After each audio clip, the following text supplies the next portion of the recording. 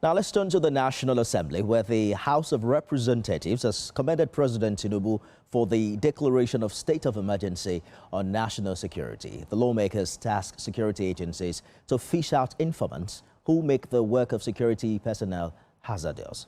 Jakadisa reports.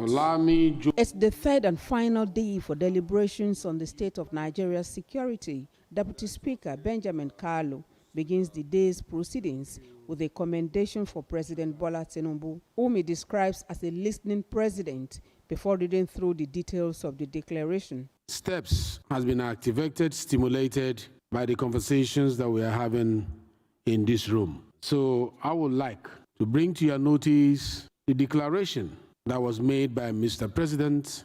Members gave accounts of chilling stories of horror and despair of their constituents in the hands of terrorists. In this country, terrorists were rehabilitated and pampered, but the victims are still in IDP camps.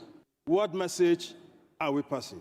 I rise with the weight of my people's pain, from the trembling hands of abducted children to the silent tears of mothers whose hopes are being buried under the rubble of fear and violence. Establish a border security control act to better secure our land borders. Create a national intelligence fusion center for real-time sharing of information, and that way employ technology. They say no to negotiation with bandits, want individual states to try and jail own suspects in their respective prisons. The vulnerability of INEC ad hoc staff, especially members of the National Youth Service Corps, remains one of the most disturbing aspects of election security.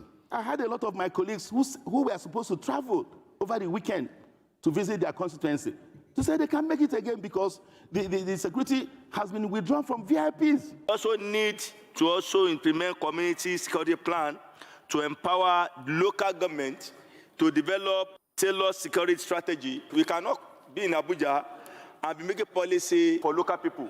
We need to decentralize this policy in order to help us. After 3 days of extensive deliberations and the action taken by the president, the lawmakers are optimistic that with the needed will, Nigeria will overcome its current security challenges. Attention is expected to shift to constitutional review from next week, as the House hinted it will vote on proposed amendments by the second week of December. Joke Edsa, TVC News, Abuja.